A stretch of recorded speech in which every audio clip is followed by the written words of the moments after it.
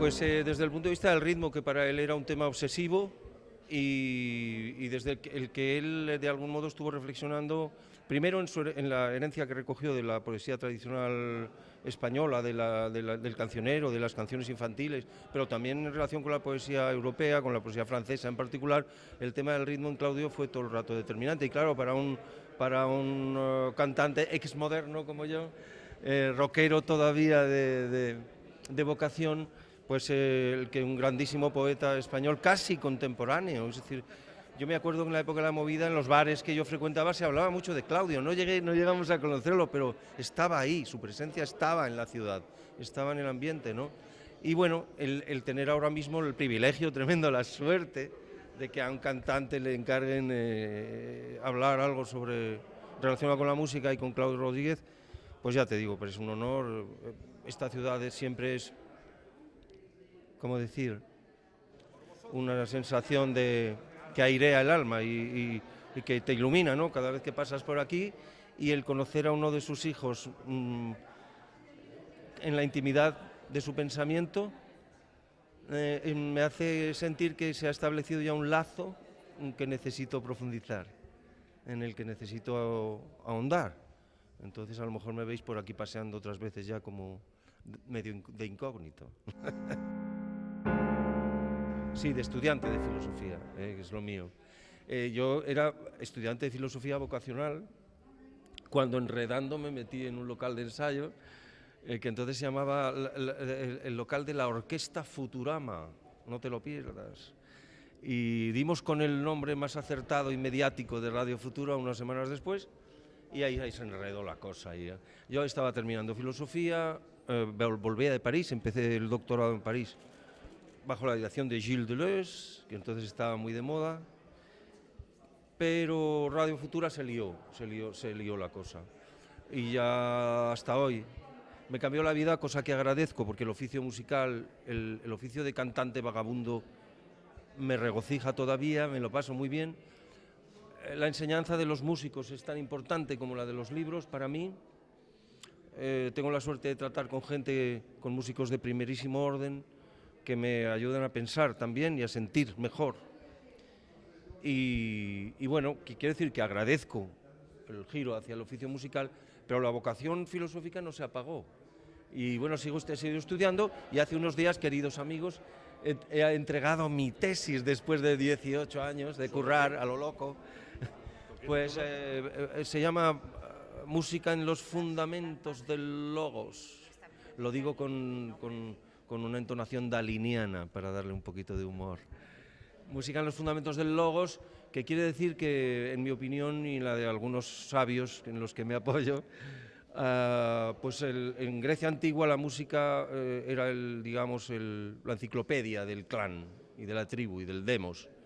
Y a partir de ahí la filosofía enganchó una serie de conceptos que estaban basados en la práctica del coro ciudadano y en la práctica del canto y del acompañamiento instrumental también, ¿no? Y bueno, el surgimiento del logos, del discurso filosófico, tiene una ligación íntima y secreta con las prácticas musicales, que luego los gramáticos y los filósofos oficiales escondieron un poco bajo la manta. Lamentablemente, la música, siendo una de las hermanas más desfavorecidas de las artes y de las humanidades, tampoco se puede reclamar como la más herida, porque están todas igual de afectadas. Es decir, en estos momentos yo creo que hay una carencia tremenda de conciencia cultural en España a nivel general, salvo iniciativas tan brillantes como esta, como la de las jornadas de Claudio Rodríguez, y algunos ejemplos admirables que no sé cómo resisten a la situación, pero digamos que hay un déficit enorme en el sentido de que no hemos todavía sabido transmitir a las nuevas generaciones impulsos, más inputs, vamos a decir, más enérgicos, más eléctricos que los de los soportes electrónicos, ¿no? Los soportes electrónicos no son nada si dentro no hay palabras interesantes, sonidos interesantes, imágenes interesantes. Es decir, los formatos siguen siendo el lenguaje, la música y las artes plásticas, y si con ello no sabemos hacer nada, nuestra civilización se hundirá definitivamente, ¿no? A ver, no soy muy aficionado a musicar a los poetas, porque yo ya lo que hago es, realmente los poetas tienen su propia música cada uno de ellos, ¿no?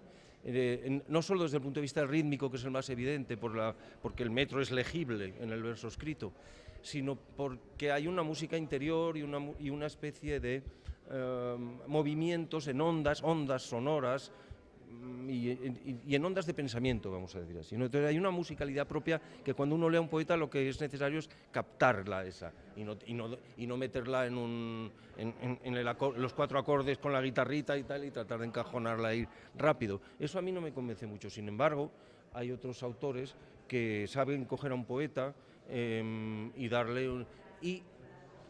hacer que se vuelva a elevar la dimensión de los versos a través de una música sencilla o de una música más compleja, ¿no? En mi caso no suelo musicar a poetas. Lo que sí he hecho, y lo tengo a medias, es de pronto ponerme a recitarlo con aparatos electrónicos y dejar que suene la palabra, a ver qué me insinúa, y luego con los instrumentos jugar alrededor de lo que dice la palabra.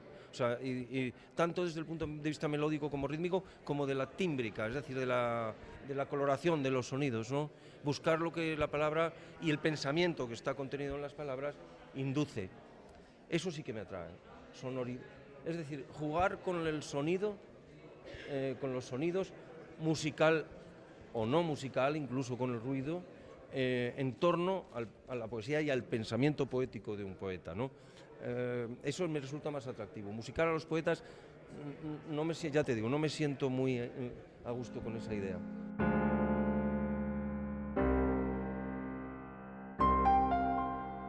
Yo voy a hablar no solamente de Claudio Rodríguez, es sobre todo, yo no soy poeta y no me siento autorizado para hablar de Claudio Rodríguez como el gran poeta que fue. Yo fui un amigo suyo en un periodo relativamente breve y desde luego he sido un lector de su poesía, eso sí, eso es todo lo que yo puedo traer, o sea, desde el punto de vista de un músico. Si tengo que elegir algo de Claudio, evidentemente lo que elijo es su grandísima obra, la obra del gran poeta que fue. Como músico yo no he puesto música en ningún texto de Claudio y eso que más de una vez he tenido esa idea, pero no he encontrado todavía un terreno común de entendimiento desde el punto de vista de compositor. Evidentemente desde el punto de vista humano cuando nos tratamos estábamos absolutamente en el mismo terreno, pero una cosa es eso y otra es encontrar en una obra poética.